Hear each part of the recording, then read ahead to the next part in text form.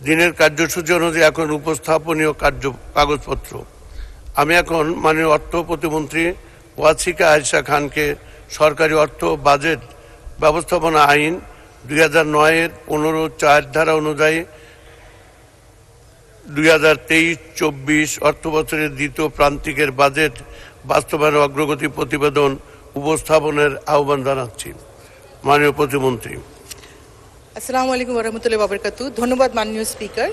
আমি ওয়াসিকা আয়েশা খান, অর্থ প্রতিমন্ত্রী, সরকারি অর্থ বাজেট ব্যবস্থাপনা আইন 2009-এর 15(4) ধারার বিধান মতে 2023-24 অর্থ বছরের দ্বিতীয় প্রান্তিকের বাজেট বাস্তবায়ন অগ্রগতি প্রতিবেদন এই মহান সংসদে উপস্থাপন করছি।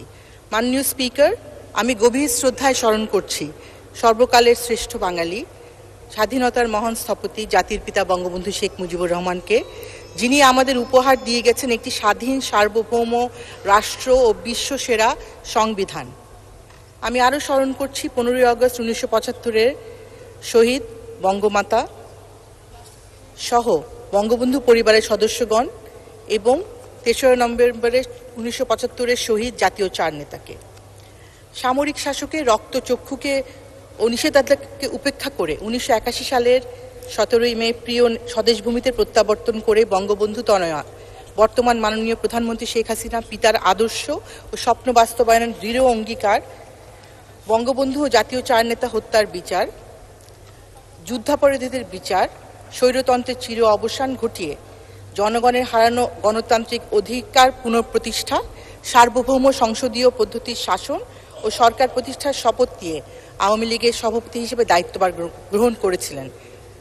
তার রূপান্তরকারী নেতৃত্ব ও সুদক্ষ পরিচালনায় অপার সম্ভাবনার বাংলাদেশ আজ উন্নয়ন বিস্ময়।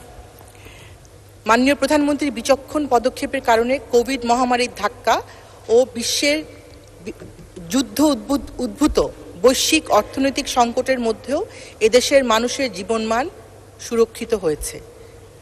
পদ্মা সেতু, মেট্রো রেল, বঙ্গবন্ধু টানেল সহ মেগা প্রকল্পগুলো বাস্তবায়নের পাশাপাশি সামাজিক নিরাপত্তার আওতা সম্প্রসারণ, শিক্ষা ও কারিগরি প্রশিক্ষণ, ব্যাপক কর্মসংস্থান সৃষ্টি, কৃষিখাতে প্রণোদনা সহ অন্তর্ভুক্তিমূলক অর্থনৈতিক উন্নয়ন ও সুশাসন প্রতিষ্ঠার মাধ্যমে দেশকে উন্নত স্মার্ট দেশে রূপান্তরে নিরলসভাবে কাজ করছে জননেত্রী শেখ হাসিনার সরকার।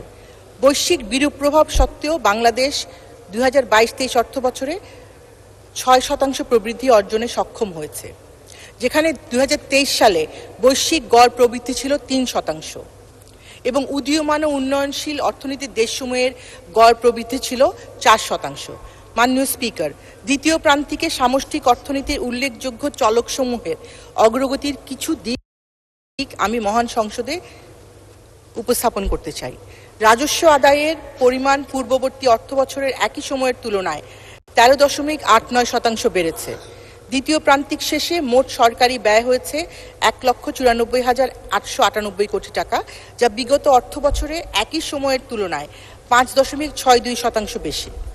চলতি অর্থ বছরে জুলাই থেকে ডিসেম্বর সময়ে বার্ষিক উন্নয়ন কর্মসূচি বাস্তবায়নের হার মোট বরাদ্দের 23.3%, যা বিগত অর্থ বছরের একই সময়ের তুলনায় 1.5% বেশি।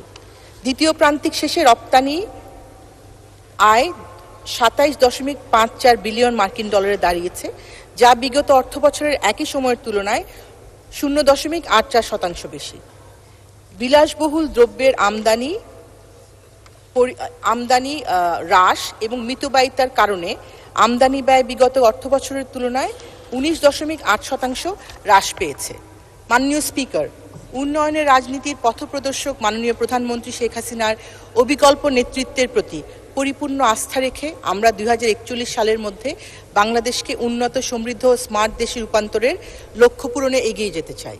মাননীয় প্রধানমন্ত্রীর সুচারু নির্দেশনায় অর্থনীতির কাঙ্ক্ষিত লক্ষ্য অর্জনের মাধ্যমে আমরা জাতির পিতার স্বপ্ন বাস্তবায়নে সক্ষম হব ইনশাল্লাহ। মাননীয় স্পিকার, পূর্ণাঙ্গ প্রতিবেদনটি বিস্তারিত তথ্যাদি সহ টেবিলে উপস্থাপিত হয়েছে। এটিকে পঠিত বলে গণ্য করার জন্য আপনাকে বিনীত অনুরোধ করছি। মাননীয় স্পিকার, আপনাকে ধন্যবাদ। জয় বাংলা, জয় বঙ্গবন্ধু, জয় শেখ হাসিনা। বাংলাদেশ চিরজীবী হোক। ধন্যবাদ মাননীয় প্রতিমন্ত্রী।